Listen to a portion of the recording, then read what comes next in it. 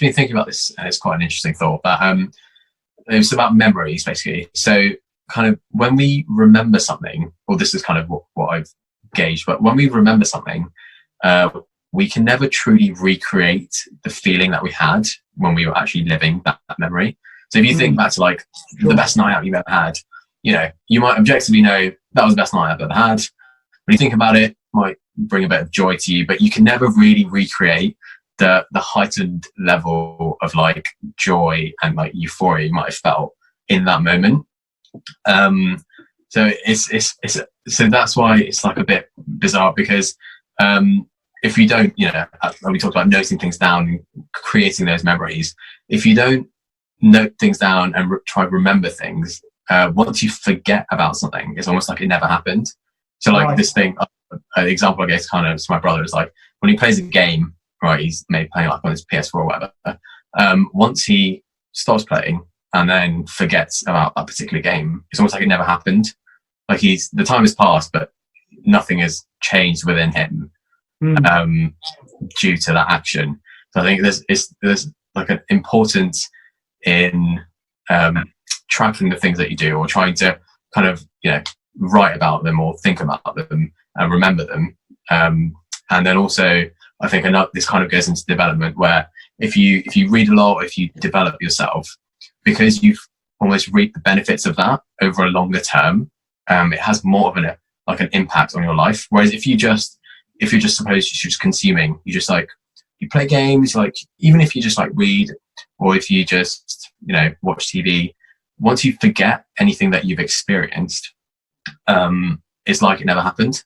Whereas if you invest something that changes your habits, or changes your knowledge on a topic, or changes, you know, just changes anything within you, it actually has a prolonged effect. So kind of linking it to year abroad, almost in hindsight, I wish that we had done things a bit differently, in the sense of trying to capture more of it, or trying to produce something that's a link to Singapore. You know, and I guess that's similar to what we're doing with like the t-shirts and stuff, because then it actually has a prolonged effect of our experience. Because without the notes, without all the photos, actually when I think back to it, there's not all that much I remember, which is such a shame. It was only 2 years ago, but like the memories are gone. And without, you know, if I hadn't read the notes and been like, oh yeah, now I remember, it's almost like it never happened in my mind. Of that.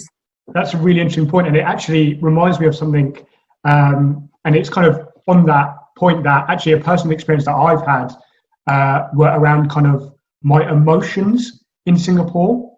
And you know how I was describing how initially when I got there was those feelings of kind of stress, panic because of my visa issues. Obviously, we're in a completely new environment. So, you know, that community of friends that you had are no longer with you. You're going to have to settle into your new environment, invest time in building relationships. And from a short-sighted perspective, those adverse emotions that I felt, I obviously felt like, oh God, this is how I could maybe feel for the whole year. Fast forward a couple of years, obviously I took the decision to go to India at the end of August last year without a return flight, knowing that I was going to be there for, you know, however many months. You know, I wasn't too sure when I was coming back. It was a long-term thing. And I remember feeling those exact kind of same emotions when I first got to India. Kind of, again, I was in a new environment. It was, in a completely new environment, new set of cultures, new set of customs that I needed to adapt and adjust to.